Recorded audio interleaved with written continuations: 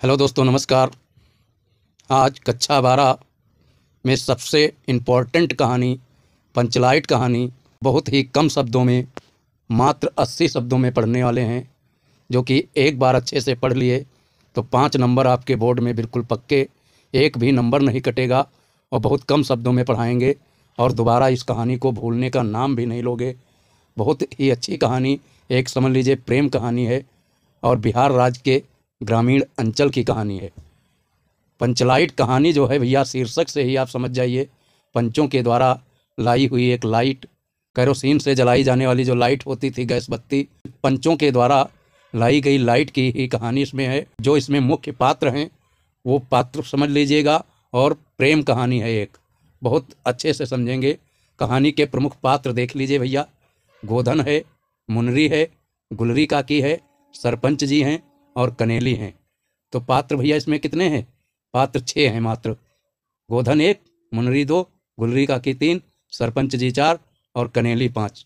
इसमें मुख्य पात्र भैया गोधन है, और फिर है मुनरी, और फिर है उसकी माँ गुलरी काकी, फिर हैं सरपंच जी जो गांव के मुखिया होते हैं, और ये जो कनेली है ये भैया मुनरी की सहेली है।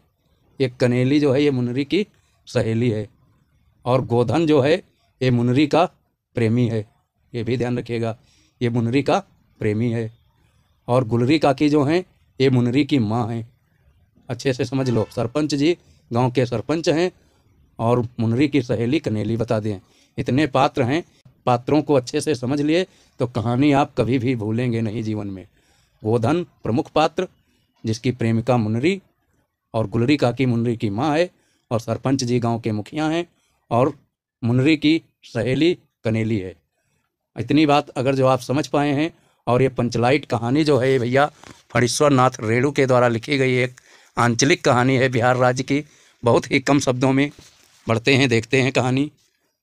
कहानी कह रही है भैया, पंचलाइट कहानी का सारांश ये है कि पंचलाइट कहानी फणीश्वर नाथ रेणु जी की एक आंचलिक कहानी है।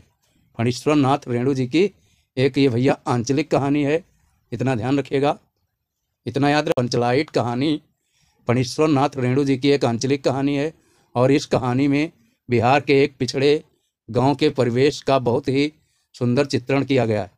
इस गांव में गोधन नाम का एक लड़का है जो गांव की एक मुनरी नाम की लड़की से प्रेम करता है। मुनरी की माँ गुलरी काकी ने गांव के पंचों से गोधन की शिकायत की कि वह उसके घर के सामने से सिनेमा का गाना गाता हुआ गुजरता है। इस कारण से गांव पंचों ने उसे बिरादरी से निकाल रखा है।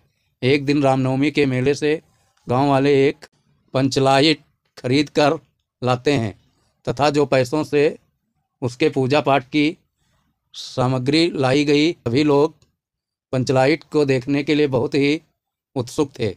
लेकिन समस्या यह उठती है कि पंचलाइट आखिरकार जलाएगा कौन, आखिरकार जलाएगा कौन, क्योंकि गांव के सीधे साधे लोग उसे जलाना नहीं जानते थे।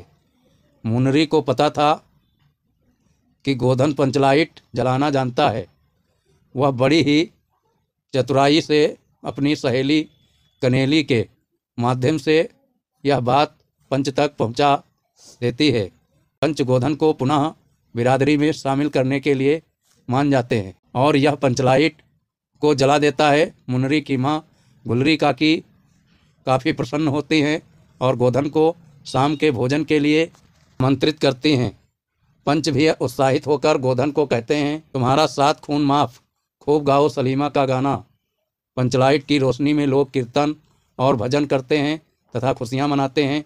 इस प्रकार भैया छोटी सी 80 शब्दों में, मात्र 80 शब्दों में लिखना है, और 5 नंबर आपके कहीं जाने वाले नहीं हैं। ज़्यादा से ज़्यादा भैया अपने दोस्तों के पास कहानी को शेयर कर दो, क्योंकि बहुत ही अच्छे से हमने यहाँ पर रिवाइज कर दिया है। और चैनल को सब्सक्राइब करके रखिए। बहुत ही महत्वपूर्ण प्रश्न भी, मॉडल पेपर भी यहाँ उपस्थित रहेंगे जो कि परीक्षा उपयोगी होंगे। मिलते हैं अगली कहानी के साथ। थैंक यू दोस्तों।